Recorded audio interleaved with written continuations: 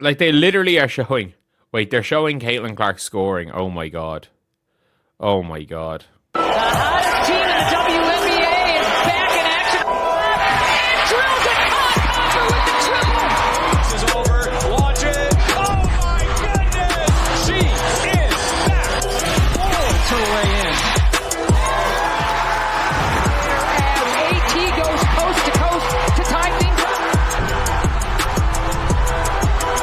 The Phoenix Mercury have drawn attention for their approach to marketing their upcoming game against the Indiana Fever, releasing promotional content that features Caitlin Clark prominently and frames the matchup as the biggest event on their schedule. The campaign stands out because it represents something few teams around the league have been willing to do: openly lean into Clark's drawing power rather than treat it as a competitive sensitivity. The Mercury's position throughout Clark's rise has been consistent. Come find out. That is, like, you're looking at a team actually willing to market a game. The rest of the WNBA is like, no, we don't want to market a game because, you know, Caitlin Clark is, Caitlin Clark shouldn't get this marketing. What about me too? There's people watching for me, for these players too. It's like, well, yeah. And they literally are like, you know what? We're going to go and show. Rather than resisting the spotlight her presence generates, the organization has treated games against the Fever as ticket-selling opportunities and promoted them accordingly. The same approach appeared last season when Clark faced Diana Taurasi, and the current campaign continues in that direction. The underlying logic is straightforward. Clark-related matchups generate demand that most other games cannot, and any team that markets those games aggressively will fill seats and drive revenue regardless of how the broader league feels about the dynamic. You know what? We're going to go and show. We're going to go and show off Caitlin Clark here. Because this is what people want to see. We want to sell tickets for a game. We don't care how. Let's be real. The only game they're promoting is not till July, and it's got CC, the biggest show in town. Yeah. Because I'm going to be completely honest here. They, as a team, have not cared. As an organization, have not cared about this. This is an NBA organization. The only thing they care about is selling tickets and keeping their team as relevant as possible. That's what. The contrast with how other franchises handle it is visible. Several teams have been reluctant to feature the Fever heavily in their own promotional content, a stance that some observers attribute to competitive resentment and others to a concern about appearing to acknowledge that Clark is the league's primary draw. The Mercury, as an NBA-affiliated organization whose ownership is focused primarily on revenue and relevance, have not been constrained by those concerns. They care about. Whereas a lot of these teams are going to be showing, like, I'm not going to say like fake hype, but there's a lot of these teams that are going to be going out there and like doing everything they can to not promote the Indiana Fever. They're going to be going out of their way to not promote a team. They're going to be going out of their way to be like, okay, we're, these other teams. The history between Clark and the Mercury in her rookie season adds a genuine basketball reason to watch. Clark performed at a high level in that matchup, recording assists at a remarkable rate and at one point orchestrating a run in which virtually every basket over a stretch of nearly 30 points was either scored or assisted by her. The Fever overcame a 10-point halftime deficit to lead by 15 in the third quarter, with Clark controlling nearly every possession during that swing. These other teams matter more, so we're actually going to promote the Aces more than we promote the Fever because age is actually the bigger draw. And the tickets will be free, basically, walking in. Whereas to see Caitlin Clark and the Fever play, tickets are going to go through the roof. And this is a tank for the CC highlight. I hope Fever fans are making fun of this. Smart respect. Remember, you have this, an alternative we've seen generate more revenue. Remember the scheduling conflict. Yeah, let's not. That game has been cited repeatedly as one of the more striking single-player stretches from her debut season. The counterfactual hovering around the Mercury specifically is that the franchise had the second-best lottery odds heading into the 2024 draft, meaning they came close to landing Clark themselves. Given how the organization has approached roster construction since finding productive players on minimum contracts, scouting internationally, and operating with a data-informed approach to roster building, there is an argument that Clark would have stepped into a better-built supporting cast had the lottery gone differently. Let's not forget. sorry. The Atlanta Dream literally rearranged multiple Fever games over the last couple of years.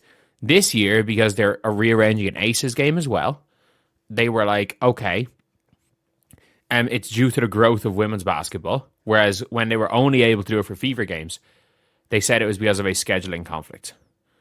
They said it was all because of a scheduling conflict. No. The Mercury have been notably effective at extracting value from lower-cost roster spots, which is precisely the organizational skill that becomes essential when building around a max contract star. The Indiana Fever's ticket sales push on social media has run into significant resistance from the fan base, and the timing could not be worse given the questions swirling around Caitlin Clark's role heading into the new season. The organization posted promotional content welcoming Clark back and encouraging ticket purchases, and the response from a visible portion of the fan base was pointed and largely negative. It was all because of a scheduling conflict. Nothing to do with, the fact that the more people just wanted to go see the Fever games, which is what it was. It was like, no, it is a scheduling conflict, which is a kind of crazy way to put it, but that is the way the WNBA has worked. You've got scheduling conflicts everywhere. And I'm going to be real here. I would honestly say that I would much rather a team. The core of the fan frustration connects directly to Stephanie White's comments about managing Clark's training camp workload. White used similar language last season when Clark was working her way back from injury, the ramp-up framing that eventually accompanied weeks of missed time and a return that never fully materialized in the way supporters had hoped. Hearing those same phrases applied to a player who just earned MVP honors at the FIBA qualifying tournament and declared herself fully prepared has struck many observers as tone-deaf at best. I would honestly say that I would much rather a team going out of their way to promote what is a huge game. And Caitlin Clark versus the Mercury. Caitlin Clark has had really good games versus the Mercury. Like in her rookie season, I'm pretty sure Caitlin Clark averaged 12 assists a game against the Mercury. Like it was something crazy. Caitlin Clark was one rebound off a triple-double in a game where she just took over. She just took over at halftime. Like if you guys don't remember that game. So the Indiana Fever. Fan responses collected from social media reflected the broader sentiment.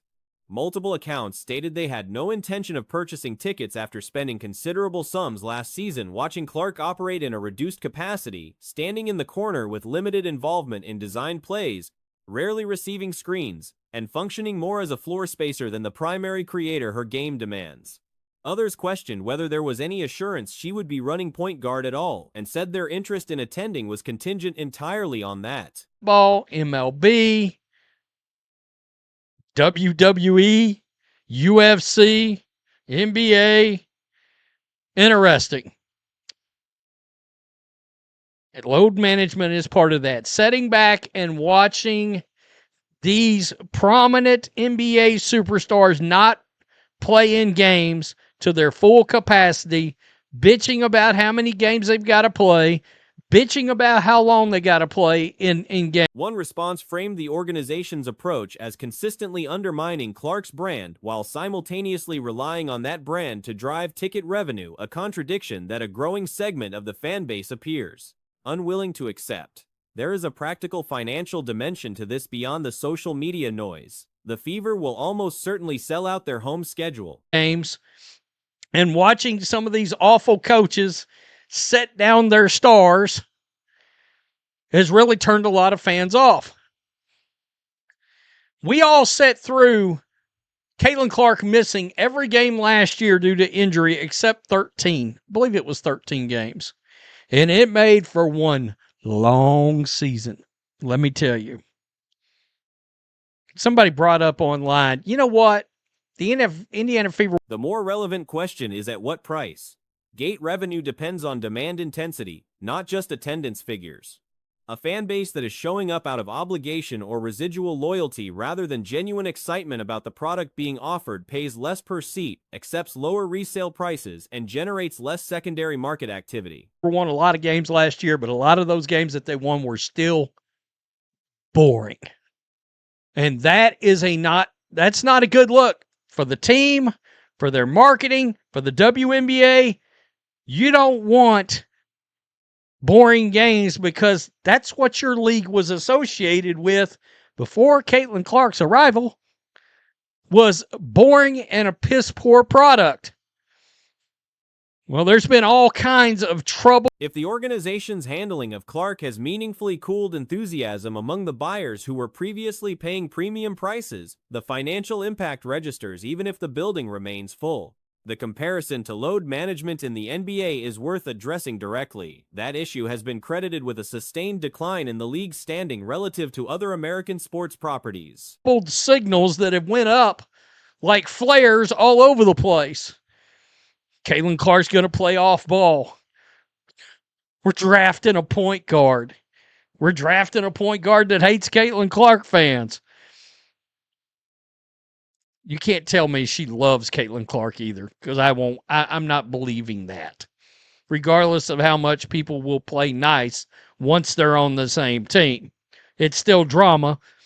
The team just did. The NBA's fall from a clear second position behind the NFL to somewhere around 5th or 6th trailing college football, baseball, and combat sports coincided with the era of prominent players sitting out games and coaches voluntarily limiting star minutes. The specific concern among Fever fans is that the WNBA's growth moment, built almost entirely around Clark's arrival and the attention it brought to the sport, could be blunted in the same way if the team's biggest name is visibly being managed rather than unleashed. The theoretical argument for distributing offensive responsibility more broadly has been made. It reduces predictability and prevents opponents from keying entirely on one player. Neat. You got Stephanie White saying that, they're going to load manage Caitlin Clark, and we'll get to the fact that the Fever are still putting up their little social media posts about buying tickets. And when I tell you that has got swatted down by fans of Caitlin Clark, like White has also drawn praise for being a more capable and thoughtful coach than her predecessor. None of that addresses the fundamental issue, which is that Clark at full creative authority produces a different and better version of this team than any alternative structure does. The post-Olympic window last season, when her usage expanded and the offense ran through her decision-making more consistently, produced the best basketball this roster has shown. Dikembe Mutombo is playing defense going, rejected back into the stands. Playoff ball, load management. This is starting to sound like a nightmare. A nightmare. Stephanie White. What is the time period or the acclimation, if you will, not just for her, but also the teammates? Yeah. That version of the Fever generated a level of engagement and excitement that roster construction alone cannot replicate. What the current situation suggests is a coaching philosophy that values organizational control and systemic balance over the kind of star-driven variance that championships tend to require. Around, or although, is it advantage because you have a lot of new faces, so it's new for everybody? Yeah, I think it's new for everybody. I think we got to be smart. She has worked her butt off this whole offseason to prepare herself. We have an added advantage in that she played games in March, right, with USA Basketball. And so she has game exposure. She has game pace. She has game rhythm. She has game timing. And so we have an advantage. But we also want to be smart. She doesn't need every rep in practice. Like we want to continue to ramp her up. A cautious team with shared offensive responsibilities and carefully managed reps might be easier to prepare and more consistent from game to game. It is also less explosive, less capable of the stretches that separate playoff contenders from genuine title threats, and less compelling as a product for the supporters who showed up specifically because of what Clark represents when given room to perform. It's a long season, 44 games, and we play a heavy cadence of games in a week. And so we want to be smart in camp and make sure we I don't want to say ease her into it because she's ready for camp, but we want to make sure that we manage the reps and what kinds of reps she's getting just to build her up so that she's ready to go. And we don't have any kind of questions about that. I mean, come on. Ramp her up? The Fever are asking fans to buy tickets. A growing portion of those fans are asking a straightforward question in return: will the player they came to watch actually be allowed to play her game?